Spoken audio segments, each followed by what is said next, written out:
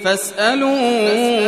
أهل الذكر إن كنتم لا تعلمون.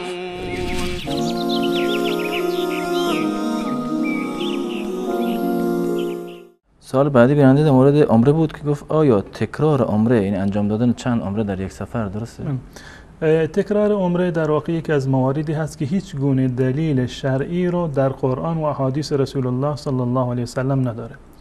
و حتی بلکه یعنی از عملکرد اصحاب رسول الله صلی الله علیه وسلم این گونه برمیاد که این مورد باید ناجایز باشه، گرچه صراحتا دلیلی بر این که نهی وارد شده باشه نهی وارد نشده، اما عملا زمانی که رسول الله صلی الله علیه وسلم برای حج رفتن، برای عمره، یعنی اولین باری بود که رسول الله صلی الله علیه وسلم بعد از 10 سال به عمره رفتند یا به حج رفتند و اشتیاق داشتند به حج و عمره، اما با وجود اون در آن سفر ایشون فقط یک عمره انجام دادند و چندین عمره رو انجام ندادند. و جالبتر این است که حضرت عایشه رضی الله تعالی عنها که بنابر عادت ماهیانه نتونست که مناسک رو کامل بکند،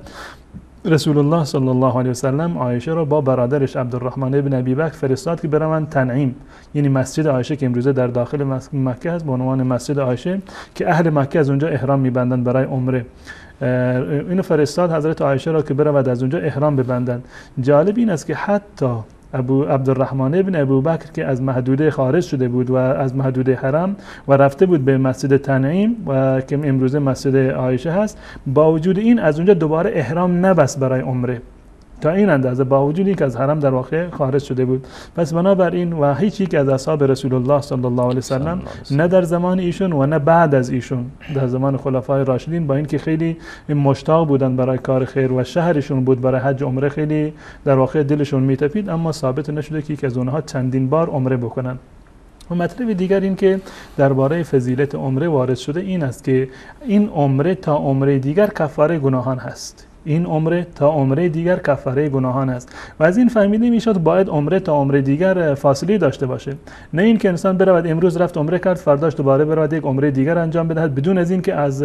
شهر مکه خارج بشود. اگر اتفاقا یکی رفت در مکه عمره کرد رفت در مدینه یا شهر دیگر و باز میخواست دوباره برگرده به مکه، هیچ گونه اشکالی نداره، یک عمره جدید حساب میشه. اما این که یک انسان رفته در داخل مکه هست، اونجا ساکن از یک هفته 2 هفته هر روز برود عمره بکند، چون این چیزی از عمل رسول الله صلی الله علیه وسلم ثابت نیست و این عمره کفاره ما بین 2 عمره هست. این عمره تا عمره دیگر کفاره است. امروز تا صبح تا ظهر که میره چندین، حتی در روز احیانا مشاهده شده که یک فرد چندین عمره انجام میده. اینها به هیچ عنوان مطابق با سنت رسول الله صلی الله علیه وسلم نیست و در حرم همون طواف کردن خانه کعبه عبادت بزرگتری هست، یا حتی نماز در خانه کعبه در